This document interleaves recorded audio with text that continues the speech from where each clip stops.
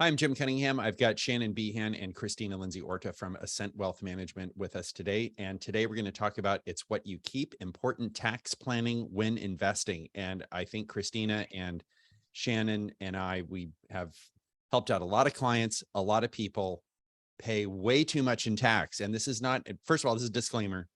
This is not legal advice. It's not financial advice. You should only get legal advice from a lawyer and on a one-on-one consultation. You can certainly reach out to either Ascent Wealth Management or Cunningham Legal, and we can certainly help you with that. I'm the managing partner at Cunningham Legal. I've got over 25 years experience. We have offices throughout California. We do help clients in other states. I'm a real estate broker, securities and insurance licensed, and a pilot. Also a certified specialist in estate planning, trust, and probate law. These are 8 lawyers. These are the principals at Ascent Wealth Management: Christina Lindsay, Alyssa Kroger, Shannon, and John Lindsay, who happens to be Christina and Alyssa's dad. And subscribe to our YouTube page. If you're watching this on YouTube, you'll definitely want to hit the subscribe button. This will pop up in your feed. We're also going to be starting YouTube Live in the not too distant future. So if you subscribe, once we go live, it'll pop up on your YouTube. And we do have offices in Northern and Southern California, sort of the Los Angeles area, the capital region in Northern California, and the Bay Area. So I do want to say that this is not tax advice. Any tax planning really should be done. Really, oftentimes it's the CPA who kind of takes a laboring oar, or at least that initial phase, and figuring out what is your tax liability, right? And if you're not meeting, and Christina and Shannon, I know that we talk to a lot of people, the only time they meet with their accountant is the year following the tax year. So if they're going to do their taxes in April, they're meeting with their CPA in February or March. That's too late. If you want to save taxes, you need to get your head around meeting with your CPA during that tax year. So we're in tax year 2022.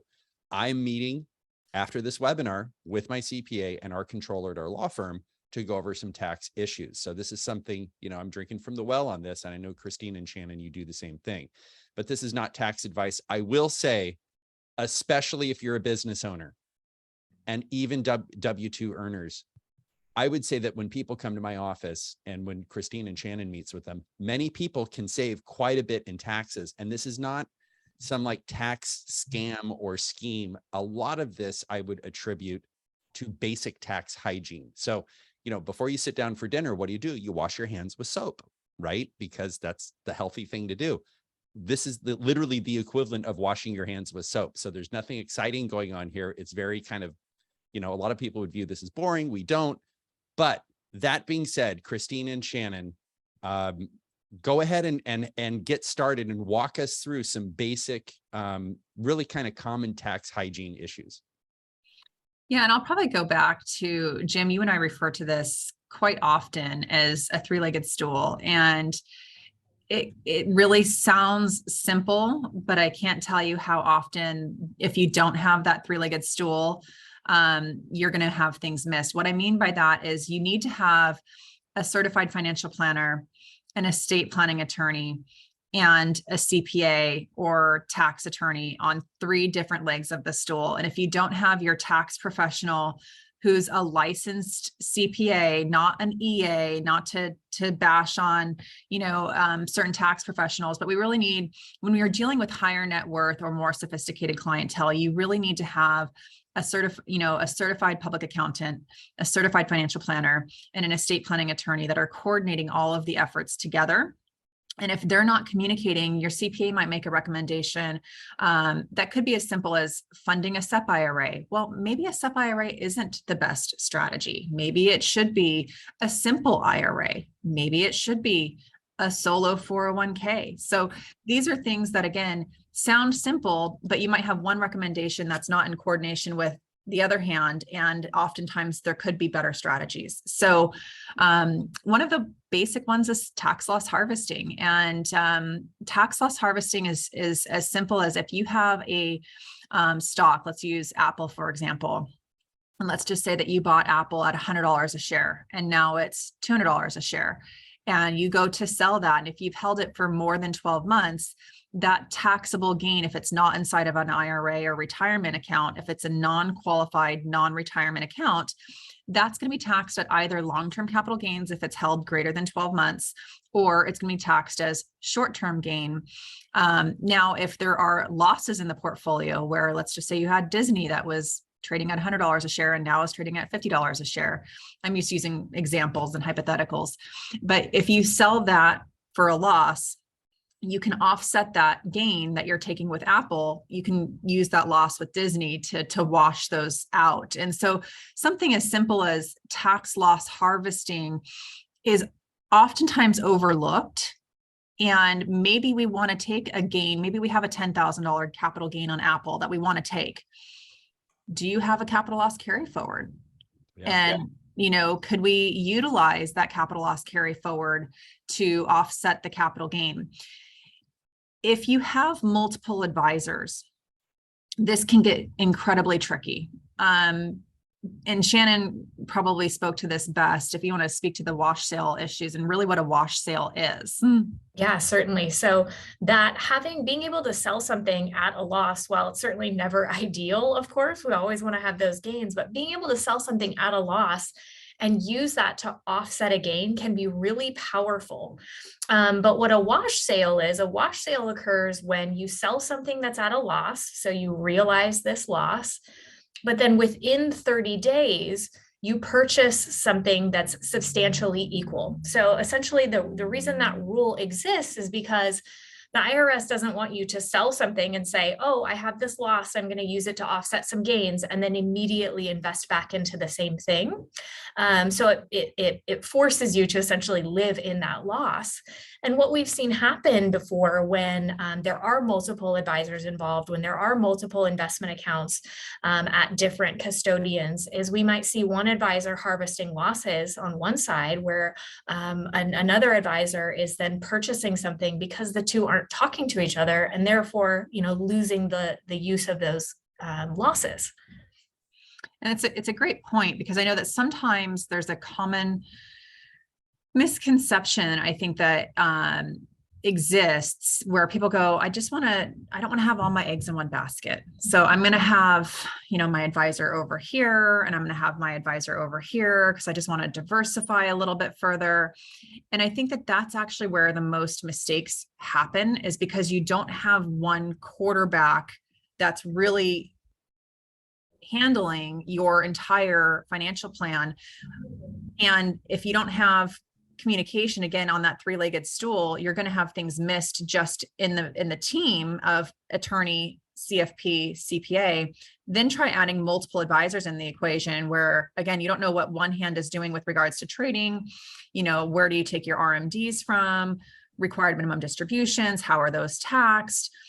Wash sales is a very simple example of you could have tax planning that is missed, but you could also have a lot of overlap. And overlap meaning maybe you own 100 shares of Apple over here in this account with this advisor, and 100 shares of Apple over here in this account with this other advisor. And you really need a different strategy depending on what accounts you're managing. So you could have overlap, you could have lack of diversification. You could basically be putting one advisor against the other advisor and comparing performance and just looking at one racehorse compared to the other, when that's not really what you need. Is high growth performance. Maybe you need lower risk, tax efficient investing, and looking at things a little bit differently than just performance returns. So Christina, you raise a really good issue. And as you're talking about this, I think there's also a function of age. So if you're watching this webinar or YouTube video and you go, oh my gosh, that sounds like a lot of work. If you have this thing, don't put all your eggs in one basket. I get it. Just because you pick one advisor doesn't mean all your eggs are going into one basket. They can put those eggs in a lot of other baskets, but it just increases your workload as a consumer, right? As a client of this, of the one or more financial advisors. If you have 3 or 4 advisors, you are going to have to pay attention. Okay, was Apple sold and bought within a 30-day period? Because it's not based on account. Those wash sale rules, they're based on taxpayer. And that's really the thing that's just going to kind of increase your workload. We do have a question, and Mary asks, and this is a very, thank you for asking this question, Mary. I really love it when people who are watching this ask questions. And if you're watching this on YouTube, you can go ahead and put the question in the comments, and then we go ahead and answer those as well. Mary says, and Mary, this is so common. She says, what are other smart things to do while the market is down? I considered a Roth conversion, but I have not retired and my income tax rate is very high now. What are some, do you have some thoughts on that, Christina and Shannon, on someone who's earning a lot, looking at a potential Roth conversion, maybe toward the end of their career, maybe not, but maybe I'm presuming toward the end of the career. Maybe talk a little bit about that. Yeah, we're actually going to talk about Roth conversions as a potential strategy here in a little bit later in the presentation. And so I'd like to come back to that because there are things that we can do to mitigate taxes. But just kind of while we're on these commonly missed opportunities when it comes to tax hygiene, it really is important for business owners as well to understand whether you're a business owner or a W-2, what type of retirement plan should you be contributing to? So I'll use the W-2 example for a moment. Roth 401ks were not popular until really in the most recent years. And so most people think of just contributing to their 401k on a tax deferred basis, where you're deferring and kicking that tax can down the road to when you're retired. Where some people can actually contribute to a Roth 401k, and it's a contribution you're paying with after-tax dollars to that 401k plan, where a Roth IRA, so if you have an IRA, you can do an IRA on a pre-tax basis or a Roth. A Roth IRA has income limitations. So there's a different schedule and table for individuals or single or married filing jointly in income brackets where you can no longer contribute. You're not eligible if you make too much money to contribute at all to a Roth IRA. Those income limitations don't exist when it's an employer-sponsored 401k plan. And we can also do that for business owners. So you could do a solo, let's just say you have a husband and wife or family-run business. You could do a solo Roth 401k for your business. You could also do that on a pre-tax basis. You could also do profit sharing. And it may just be as simple as figuring out what type of contribution. And if you do have access to a 401k, oftentimes that means that if you also do an IRA contribution, you will lose the deductibility if you have certain income and have access to an employer-sponsored plan. So sometimes that's also overlooked as to what deductibility should you be taking? Should you be taking an IRA deductible or should you be doing a 401k as your deduction? And think about the business owner. So if you're a business owner and you're like, man, I'm paying way too much in tax. I know I need to save for retirement. I'm trying to balance investing in my business versus taking some chips off the table, which if you're in business, I think you need to run your business as a business generating a profit. It should generate a sufficient profit to provide for your family and save for retirement outside of your business. And I know a lot of business owners are like, I'm just reinvesting every dime into the business, but really talk about not putting all your eggs in one basket. Really consider setting these aside in some type of 401k or solo 401k. Now, the SEP IRA has a limitation, isn't it? 25% of income.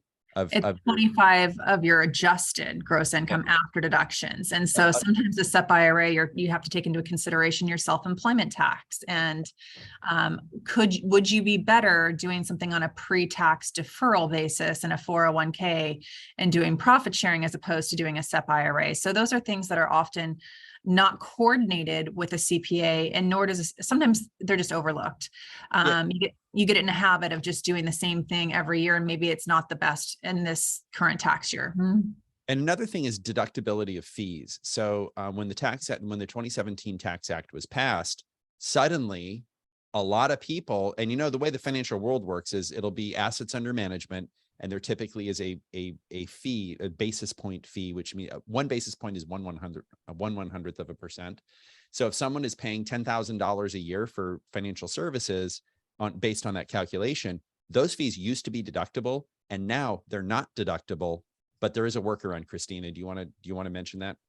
Yeah. So because our firm is also a registered investment advisory firm, and because we are certified financial planners, we're a CFP only office, we have the ability to do things on a flat fiduciary fee basis. And so fiduciary fees are tax deductible, whereas asset management fees are not. So not everyone should have a fiduciary fee. I'm not saying that that's the appropriate fee structure, but sometimes even having a financial planning fee billed to the business as a business owner, where it is a deductible expense if you own a business, where if you have it just purely as an asset management fee, it is not tax deductible. So those are things that we want to look at. What's the most appropriate fee schedule for the client that also is tax efficient? And then the last thing I'll mention on here is required minimum distributions. Once you achieve age 72, which is soon to be 75, we have Secure Act. The Secure Act was passed, which changed the required minimum distribution age, which means the IRS says of all these retirement plans, 401k plans, all these tax deferred retirement dollars, whether it be an IRA or a 401k or a 457 or a deferred comp, you have to start taking that money and pay taxes at the age of 72. It used to be 70 and a half. Now it's 72 under Secure Act 2.0. That is not passed legislation, but it looks like it will pass at some point in time. That age is looking at changing to 75. And there are certain things that we can do to offset those as taxable income, especially for people that don't itemize on their taxes. And it's called qualified charitable distributions. Whether you itemize or not, it's worth analyzing. Should you do a qualified charitable distribution, you're eligible to do that at 70 and a half prior to the age of 72, where your required minimum distribution starts. You can actually start gifting out of your retirement account and not even have to recognize that as taxable income. You can do so up to $100,000 a year is the limit per IRA owner. So I just want to make sure that people are aware that there are some ways to reduce your taxable income. And if you do charitable giving anyways, there's a more tax efficient way to potentially do that. Yeah. And I think, Christina, that's one of the examples. This really requires the interaction of the CPA and the financial advisor, and to a lesser extent, the lawyer.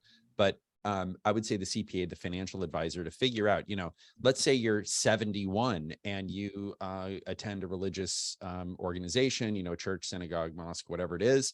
And you say, hey, I want to give $100,000 a year. It may be better to give directly from your IRA. It may not be better to give directly from your IRA. It just depends. And I hate to use it. Lawyers always say, well, it depends. But really, that's an example of where you would want to engage the services of really what we call the A team. Charles asks, hi, Charles, how you doing? How does one find a financial planner that is savvy in real estate investments with all its local laws and regulations? Well, I will tell you, Charles, and then I'll pass it off to Christine and Shannon. Real estate professionals are the ones who are going to understand the local laws and regulations on really on the granular level. Christina and Shannon are great resources. If you're looking at, do I invest in, and I know we're going to talk about this a little bit later, do I invest in a particular building or property, or do I go into a professionally managed portfolio of properties? And this is where the financial advisor, the CPA, and frankly, the lawyer kind of come in, because if you're going to buy a piece of real estate, you want to make sure, you really want to think about buying that with an LLC for a lot of reasons that we've talked about in other webinars.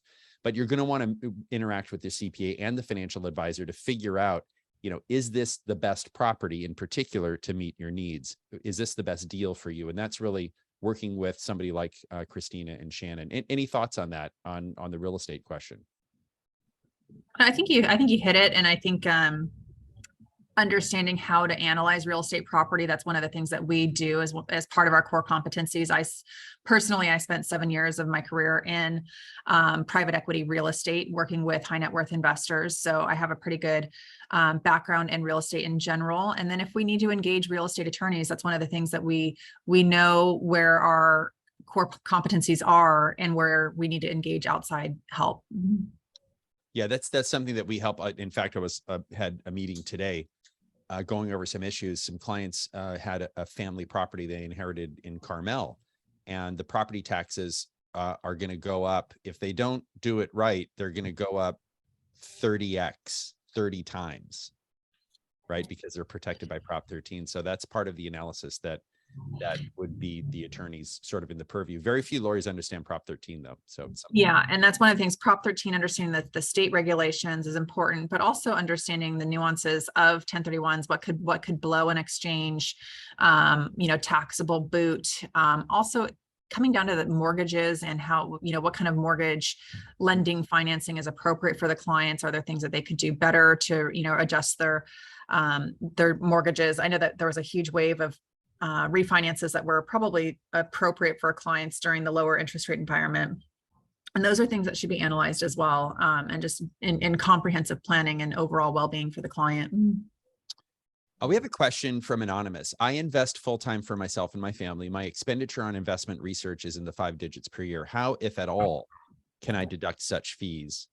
I'm not a registered financial advisor or planner.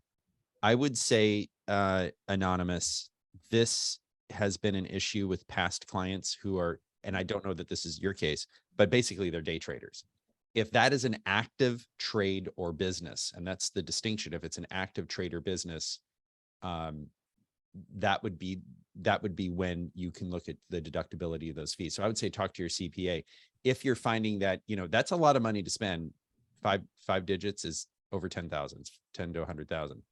But I would also check with your CPA on that. And if you don't have a recommendation for a CPA, we can certainly, recommend one to you. But that if it's an active trade or business, you would have that be deductible. I don't think that's deductible otherwise, is it, Christine or Shannon?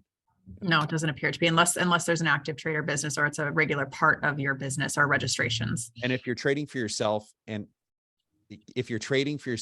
close family, are you exempt or not? Or is that getting in a little? Is that getting into kind of a different issue? Yeah, it's kind of getting into a different issue. So I think you answered it well. Okay.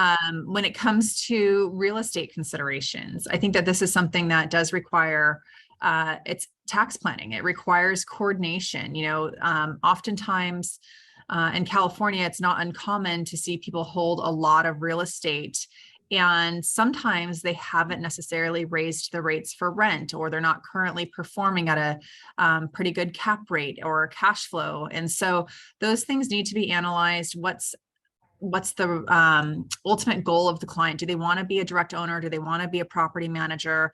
Do they have the capital set aside for property improvements and those kinds of things? Or are they simply holding on to it because they don't want to pay the capital gain upon a sale? So we need to talk to the client about what their ultimate goals are with respect to owning real estate. But would a 1031 exchange where you can exchange and defer the capital gain be appropriate? Would it be better to do directly owned real estate or professionally managed real estate in the form of a trust or any kind of a professionally managed portfolio of real estate? That's something worth analyzing on behalf of the client, as well as should cost segregation be used to accelerate depreciation or make things more tax advantageous? And then I know Shannon and I recently had this conversation with a client. So Shannon, I'll let you talk about the vacation home versus rental property. Yeah, so what we see a lot is, a lot of real estate heavy investors here in California. And oftentimes we also see people having considerations of, should more of my investments go into real estate? And I think sometimes there needs to be a discussion or a real kind of analysis of what, as you mentioned, Christina, the goals are for that property, right? Because we see clients that really want to, purchase a second home, for example, to use with their family in retirement. But then they also want to get the benefits of deduction, for example, from a rental property. And we need to be really careful about this distinction between a rental property where we're actually able to get some of those deductions, but the personal use of that type of investment property is very limited. So there is definitely a distinction between a vacation home and an investment property. This also reminds me, Christina, of a lot of conversations we have with people, especially here in California, where they might have a lot of their, equity in their home and are potentially looking at moving to a different state for tax reasons for them. We can help analyze that for clients. And we can also help be strategic about, does it make sense to take a primary residence, maybe turn it into an investment property for a period period of time. And maybe that might be the most advantageous way of transitioning out of that use of a primary home. So there's a lot of moving parts that we need to be careful of when we're making these decisions. Yeah, Shannon, you raise a lot of good issues. We just did a 1031 exchange webinar a couple webinars ago, and if you're thinking about this, I would really encourage you to check that out on our YouTube page. Cost segregation is changing the method of depreciation. So typically on residential rental, and I'll use that as an example, it's a 27.5-year depreciation schedule.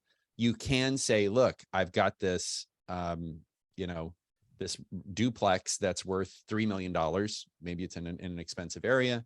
You can do a cost segregation study. And instead of depreciating that property over 27.5 years, you might depreciate the roof over 7, the driveway over 6 years, the electrical over 10 years, the kitchen over 5 years, whatever it is. And you basically compress that, that deduction, and you're able to accelerate the depreciation, which means you're paying less taxes sooner rather than more taxes sooner, if you will, right? So you have more deduction to offset your income. So that's something, typically you need realistically about $1 million in basis before it starts making sense. And then the other thing too that was just worth mentioning is as LLCs as it pertains to investment real estate. So, sometimes owning an LLC to limit the liability is important just for, liability protection purposes, but also could be, used with estate planning technique. And that's really where that other part of the three-legged stool is important, where Jim, you and I were working on another case recently where, that LLC for owning rental real estate could be, used as a family limited partnership for certain gifting and trust gifts to get certain assets out of the taxable estate for the client and let that appreciation of those real estate assets take place outside of a taxable estate for the grantors. So there's a lot of nuances when it comes to LLCs with real estate. Another thing that's often convoluted is maybe you own a rental real estate property currently, and you're a shareholder with multiple shareholders of the same LLC. That can be very complicated and could potentially be challenging when it comes to a 1031 exchange, because you might have one shareholder of the LLC that wants to take the capital gain, one that wants to do their own 1031 exchange, one that doesn't want to do the exchange. And you have to have everyone working together. So that's where sometimes it makes sense to, if you're going to go in with other investors on a property, oftentimes we would recommend you have your LLC, they have their LLC, you're on the title as joint title of your own LLCs. So that way you're not beholden to do the same thing as a team. You could go upon the disposition of that property, you can do your own goal and they could do their own goal without having to be tied to the same tax strategy. So there's a lot of nuances when it comes to LLCs and tax planning. And that's really where you do want coordination on all three aspects of the three-legged stool. Greg asks, in past separate webinars, you've sponsored estate taxes at the state level. So this would be state death tax levels and this professionally managed portfolio of properties. Is the geographic location of the real estate assets owned within the professionally managed portfolio properties meaningful and part of an advisor's analysis relative to potential future death taxes? So, Greg, I would answer this, that the way some of these are, I would say the way in the modern way they're structured, these are security. They're not, it's not an underlying tenancy in common, correct, Christine and Shannon? Correct. Is a security. So that's an intangible. If you are not a resident of that state, so if the DST owns a piece of property in a state that has a state death tax, so long as you're not a resident of that state and you're owning that when you die, that is not subject to state death taxes. Mary asks, this is again, great question, very common question. If I plan to build an ADU in my backyard for rental income while I reside in the main house, should I put the entire property in an LLC for tax and asset protection purposes? Typically, we do not put personal use assets into an LLC. I would say if you did that, you would have to pay yourself rent. Most people don't do that. I would say most people build the ADU and they leave it at that. But that's a very common question. All right. All right. So some other tax planning when it comes to investments is taxes and annuities. And so annuities, there are a bunch of different ways you can use an annuity in a portfolio. And so annuities can tend to get a bad rap, but that's because they are sometimes inappropriately utilized, or maybe they were used for a particular benefit, or there's high inherent fees. But there are so many different versions. There are no fee annuities that are purely for tax deferral, that provide for clients to participate in the market while not having to pay dividends or interest income or capital gain income along the way. They're able to defer those taxes outside of having a retirement plan vehicle. You could contribute to a tax deferral annuity strategy, and if that 100,000 grows to 500,000 over the course of 20 years, you're not paying tax until you actually start taking money out of that annuity contract. And so if you're in a high income tax bracket, there are many high income earners that look at annuity strategies purely for tax deferral and to take income out later in a tax efficient manner. So there are also ways to more appropriately take income out of an annuity. So if you do have a non-retirement, non-qualified annuity, whether you currently own one or stand to inherit one, it's important to look at where the contract owner,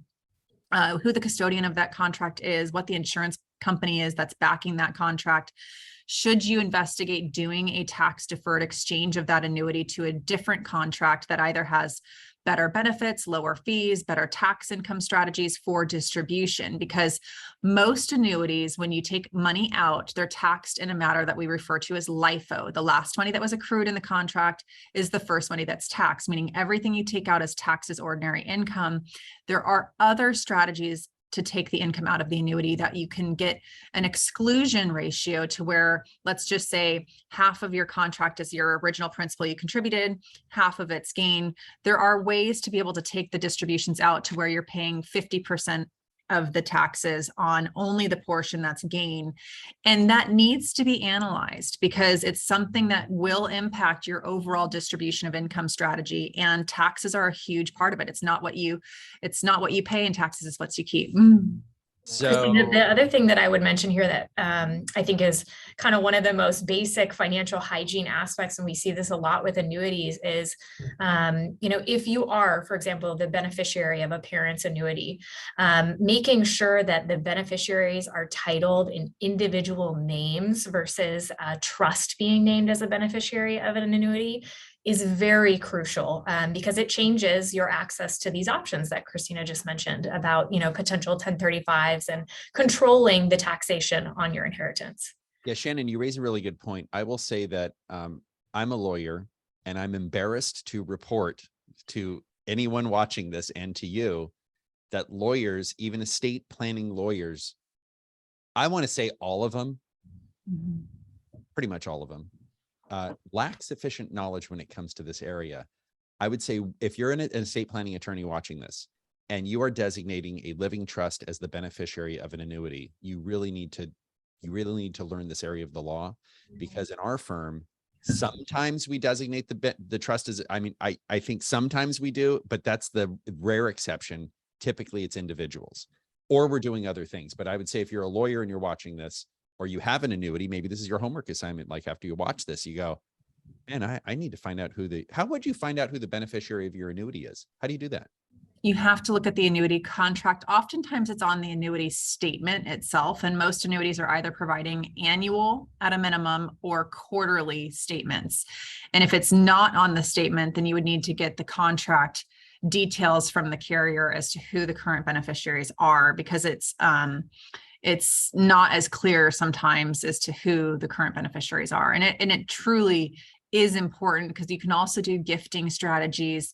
Again, those annuities, most of them are non-qualified. Some of them are retirement annuities, but if it's a non-qualified, non-retirement annuity, that does not get a step up in basis upon death. And that's another common misconception.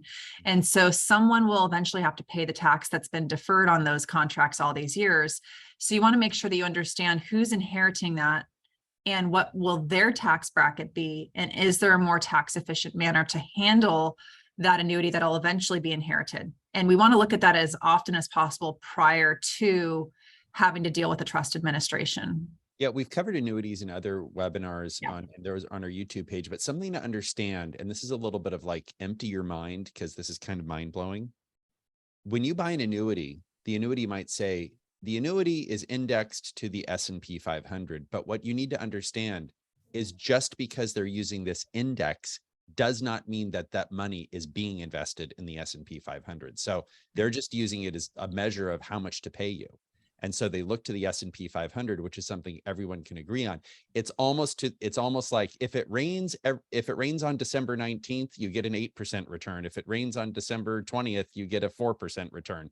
It has nothing to do with what's going on in the annuity. So it's something very important to understand. So if you think you're buying an annuity that is pegged to the S&P 500, it is not necessarily investing in that S&P 500. So we have a couple of questions, and Anonymous asks, please suggest any specialist to file a Form 706, which is the federal estate tax return for Georgia state, with the value of the estate is very low. It appears not all tax preparation professionals can help with the 706. That is something that our firm does. Anonymous, I would reach out. Our number will be at the end here, but you can call us at 866-988-3956. Ask for my law partner, Rochelle, and she would be able to talk to you about whether we can help you on that.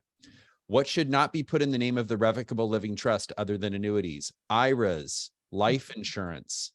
Life insurance can be the beneficiary. Typically, the owners are individuals. And IRA, 401k, 403b, TSA, all those 457, those are all tax deferred vehicles. Those do not get transferred to your living trust. That's called funding your trust. Correct. Yep. Right. Let's talk about some things that we've done for clients this year. I think we've done all of these work for clients this year. We have. And so I know that we've worked together on several of these strategies. And so I'm just going to make an additional disclosure here and a reminder that each type of tax mitigation strategy has pros and cons, and those need to be addressed at each individual level. They have different sets of risks. Some of them are illiquid in nature, and illiquidity needs to be addressed with the client as to, is the tax benefit better than the illiquidity of the underlying investment vehicle? So want to make sure that we properly disclose here that not one size fits all, but there are different strategies, especially for different types of investors. So when it comes to solar, it could simply be a solar tax credit strategy that you're investing in some form of a solar investment vehicle to receive a tax credit.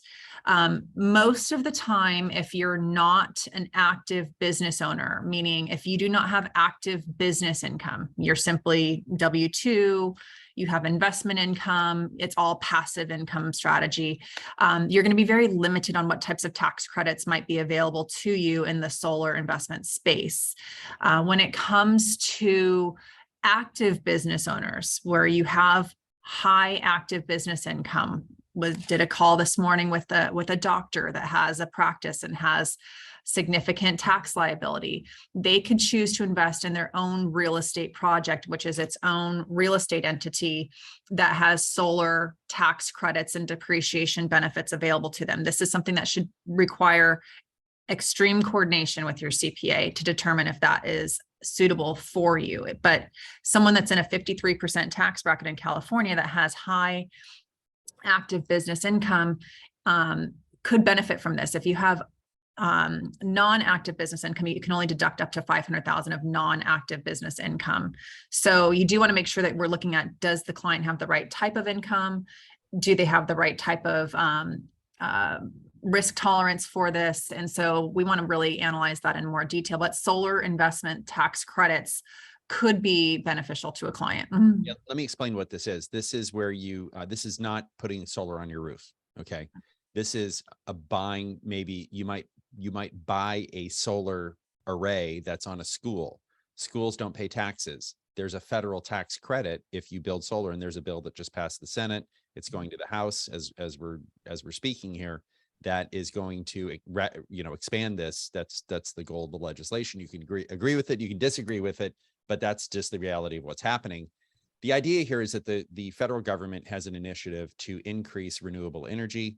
these things don't build themselves. The government's not going to build it. So what do they do to induce people to build this? They give tax credits. And the bottom line is, when we look at a lot of these deals, if you're paying tax above 50% income tax, a lot of the solar strategies, you put 65 cents into the machine, for lack of a better statement, and you get $1 in tax benefit. So you're basically cutting your tax bill by a third, more or less. So it is a tax mitigation strategy. It also helps, build out solar arrays. We have a whole webinar we did on this, and it's on our YouTube page, and I would encourage you to check that out. What about oil? It's kind of interesting. It's like opposites, solar and oil and gas. So maybe talk about oil and gas. Yeah, oil and gas is, certainly something that it is actually very much part of the development of batteries that are in the green energy space. So oil and gas is not necessarily going away. And even if we were to be completely in a green energy environment, we're still going to need oil and gas for many things of daily living. So there has been tax incentives that go back, over 100 years in the tax code that are provided if you do participate in some of the nation's creation of our own natural resources and keeping us energy independent. And so there are tax incentives that do exist if you invest in oil and gas. These are not for everybody. They're only for accredited investors, but you do not have to be a business owner to get all the benefits that do exist. So solar might be limiting, and oil and gas is available to a W-2 earner, someone that's looking to offset a required minimum distribution that's got a very high tax on the required minimum distribution. We might use oil and gas to offset that, providing some tax benefits. There's what's called an intangible drilling cost. We've done a whole webinar on oil and gas, and we talk about this in more detail, but you can participate in getting a tax deduction as well as getting tax efficient income, where you're getting an income stream from those royalties as kind of like a long-term royalty interest in those oil and gas wells. So we want to look at oil and gas as a potential tax mitigation strategy for clients if it's suitable for them. Again, each of these different investments have their own sets of pros and cons and risks and illiquidity nature to them. When we come to RCLATs, that's something that we use quite often when we're looking at doing, when we have a large taxable event. It could be something where someone's selling their business, realizing a large capital gain. It could be doing a large Roth conversion. And we need something to offset that tax. And what could give us a tax deduction? This is a form of a charitable lead annuity trust. And a charitable lead annuity trust simply means that the charity is taking the lead. So this works phenomenal for clients that don't have the need to take an income stream from those assets for at least 15 years. And so someone that's, 50, that's looking to take income after age 65 or even 60, but not looking to touch these until 75, we really want to have that appropriate marination period where the charity is going to take the lead in the early years. You're going to do charitable distributions to receive a deduction. And oftentimes we're designing these where if you put $1 million in the charitable lead annuity trust, you're going to get $1 million deduction off of your taxable income.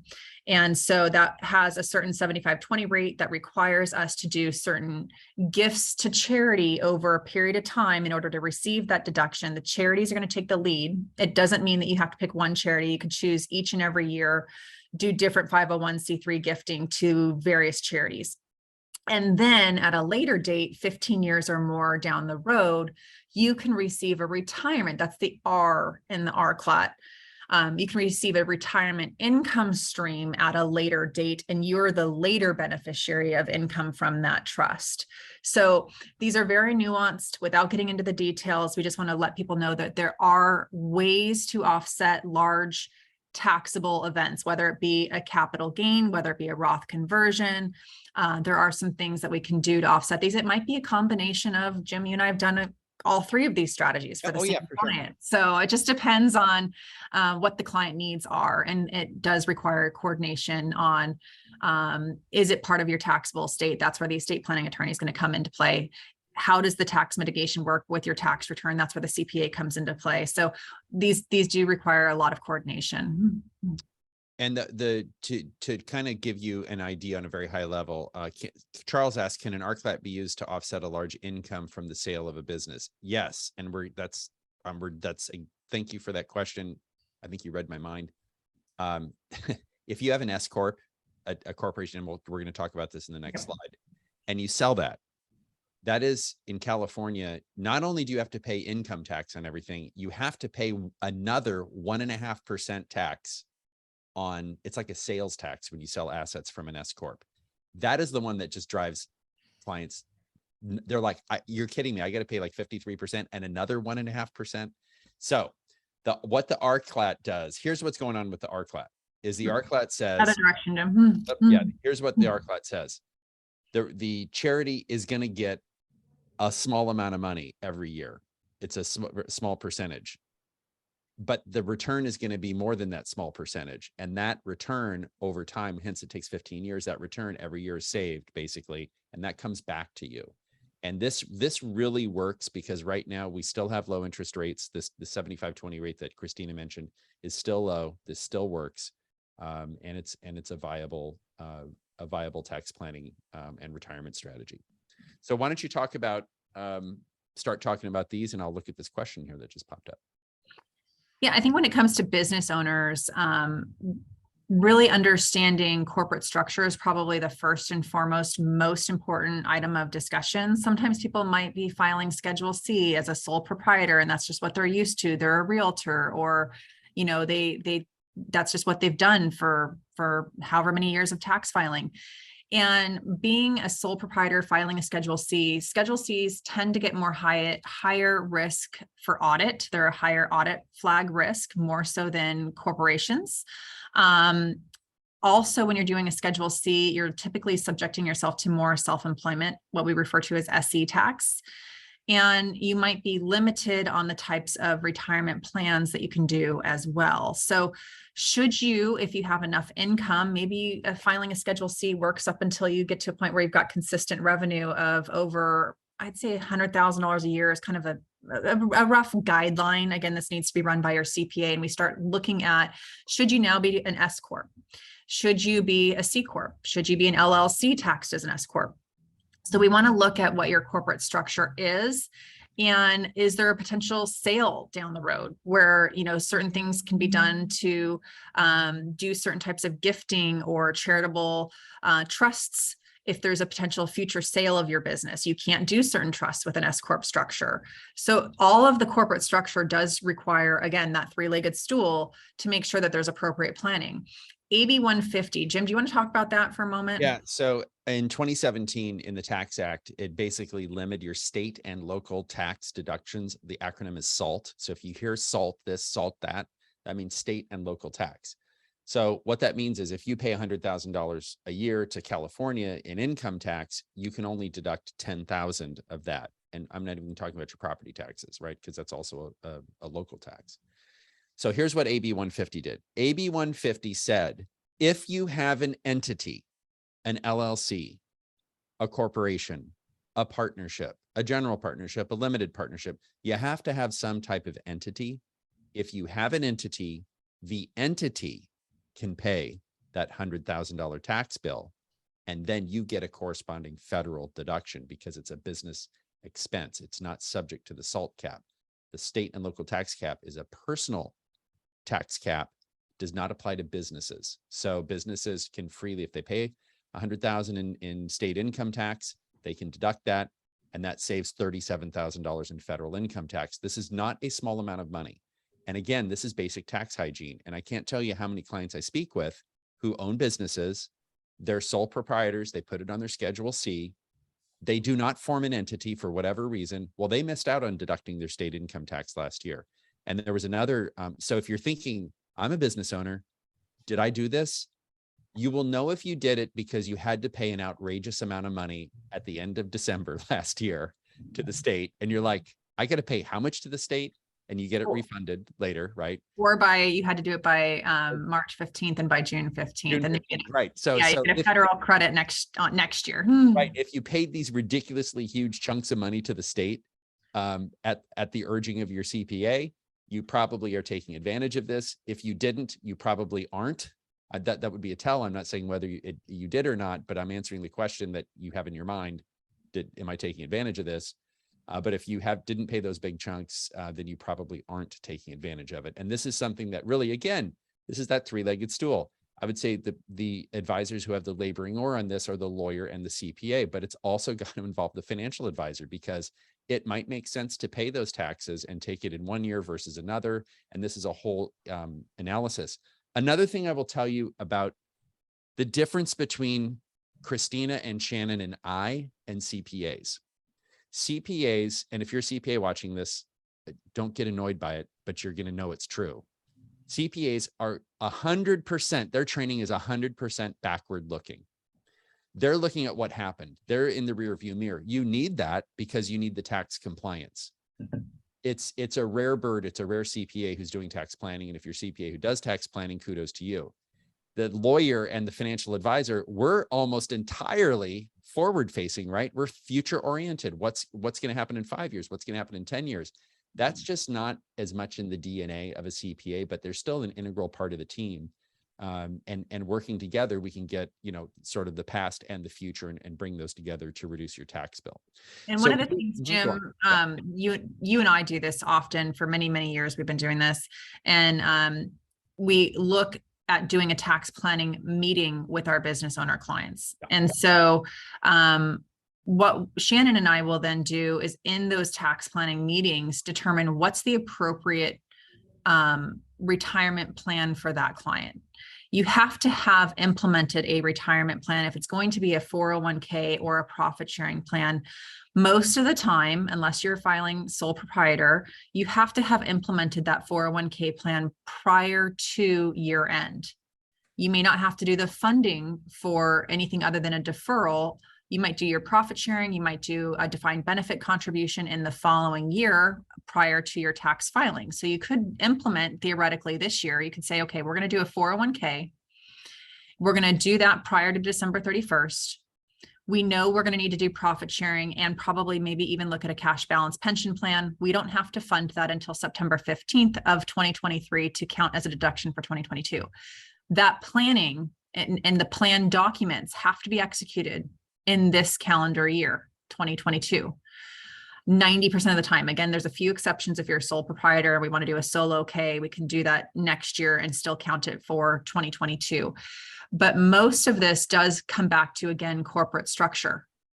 Maybe you've been a sole proprietor year to date. Maybe your CPA and your attorney decide, let's backdate and make you an S Corp and change your corporate structure and backdate that to January 1st. Sometimes that is an advantage if we're looking at doing a 401k with profit sharing and adding a cash balance plan. This comes down to corporate structure and the right type of retirement plan go hand in hand. And so maybe you're a business owner paying too much tax, and we should really be looking at that next type of tax saving strategy of adding a cash balance pension plan. And so that's really where we want to do that analysis and find out what's the appropriate vehicle for that client. And preparing for potential sale, this is, again, critical. Should the corporate structure be changed? If you're an S Corp or you're a C Corp, do we need to do anything prior to a potential sale of your business? Is stock involved? And I think that that's one thing that, unfortunately, is not planned for enough. I think we've seen this, a handful of times in this year alone, where a client gets really excited. You've got a potential sale of your business. You've got a really high multiple. You've got this huge exit strategy and this huge event, although it's capital gain, and maybe the buyer is offering stock. And so guess what? If you're getting offered stock, but it's still at a capital gain, you have to pay tax on the stock that may not be liquid to you, and you might not have enough cash in the sale transaction to pay the tax on the sale transaction itself. So this is where you have to have coordination, and how can we mitigate the tax, but also what are the implications of that sale, and is that the right type of sale for you? Before you get too far down the road and any kind of a letter of intent, you should really involve your CFP, your attorney, and your CPA. Well, yeah, I would say if you're planning on selling your business, so if you got a business and you say, yeah, I'm in 8 years, we're in 2022, in 2030, I'm going to sell my business. You need to start talking to your advisors now, because your corporate structure, there may be things that you can do over the next 5 years right? To Mhm. really increase your after-tax, what you keep after taxes when you sell your business. I would say probably the most heavily taxed business transaction is the sale of assets from an S corp. And so many businesses have an S corp, but that's really, people are blown away. The corporate structure, by the way, I have some clients that husband and wife team, they're making about $1.2 million a year. Instead of just taking that money and putting it on a Schedule C and paying a bunch of Medicare tax, which is over $40,000 in Medicare tax, they're able to take a salary and then they're able to take dividends from their corporation on a pass-through basis, which is an S corp, and bypass about $40,000 in Medicare taxes. So that's something to be. And these are just little tweaks, right? This is just, it's avoiding that 3.8% Medicare tax. Paris asks, in regard to the oil and gas, normally someone is using this for the IDC deduction, which is the intangible drilling cost deduction, and becoming a general partner to get the deduction on ordinary income. When the oil and gas investment starts to pay back, and this happened to the clients who did it last year, since the deduction was taken, the money flowing back is taxable again at ordinary rates, even you've converted to a limited partner. What planning options are there to reduce the tax of the investment income from the oil and gas? So how can you, I mean, is it buy more oil and gas? Is that the answer? How do you invest? How do you minimize that? And that's really where we have to look at the return and go, should we be doing qualified charitable distributions? If there's RMDs involved, should we be doing other tax mitigation strategies, or are we using those distributions from the oil and gas for income? If we're not, maybe we use those distributions to purchase more to mitigate the tax. There is a depletion allowance that 15% of the distributions coming in from the oil and gas income is not counted as taxable income. So that really does come down to an individual client basis, where we've got some clients that are planning to use those distributions for income in a few years when they retire, but they're still in a high income tax bracket. Let's take more of those distributions and purchase more interests to make sure that we're getting additional deductions to offset the income. But that's not going to be the same case for every client. So we do have to take a look at that on a case-by-case basis. Question, does Cunningham Legal do a Form 706 outside of California for Georgia state? The Form 706 is a federal form. So it's, and then Georgia has their own state tax forms, but that 706 is federal. So yes. Anonymous asks, what is a suggested maximum age of an owner to do a cash value option for a C corporation? I think what the questioner meant is a cash balance pension plan. How old is too old for a cash balance pension plan? We've done them, Jim, I think from some relatives of yours, Yeah. and in their 70s. Yep. And it just depends. It depends on the whole census of the company, how many older employees you have. Do you have employees? Is it just family owned? Is it just, yourself?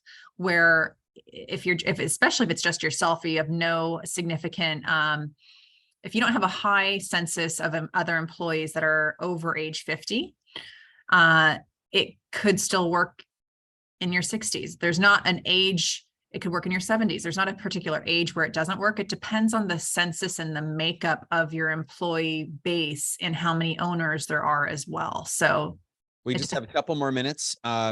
Anonymous asked, international investing, which foreign countries withhold taxes on dividends and capital gains on listed equities for U.S. investors? Which countries don't withhold? How do I get back such withheld taxes? Anonymous, I have no idea. I would probably reach out to one of the big international tax firms and ask them that question. I would first go to Google, and that's a great, you could break that up into Google searches. I love Google. Jim, let's highlight a couple of these last strategies real quick. I know, Shannon, if you wanted to speak to this real quick on yeah, certainly. So I think to Jim's point, the fact that we're forward looking, we're just showing a couple examples of some of the things that we can change ahead of time to really make an impact when we're looking at 30 plus years of retirement. So we're going to talk about Roth conversions next, which is where's the sweet spot for that, which I think is important. But if we go back, Jim, to that previous slide, what that one is looking at is simply the distinction around when you're deferring to a 401k, are you making those as pre-tax deferrals, or are you making Roth 401k contributions? This is looking at a couple that's 45 years old now, making max contributions until they're 65. What difference does it make to their overall plan for them to make Roth contributions versus those traditional pre-tax?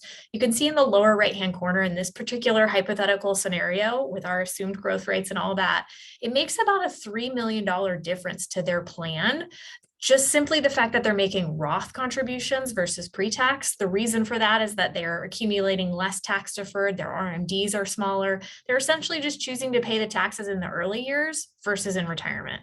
So this kind of planning really helps us visualize how those small changes now add up over time.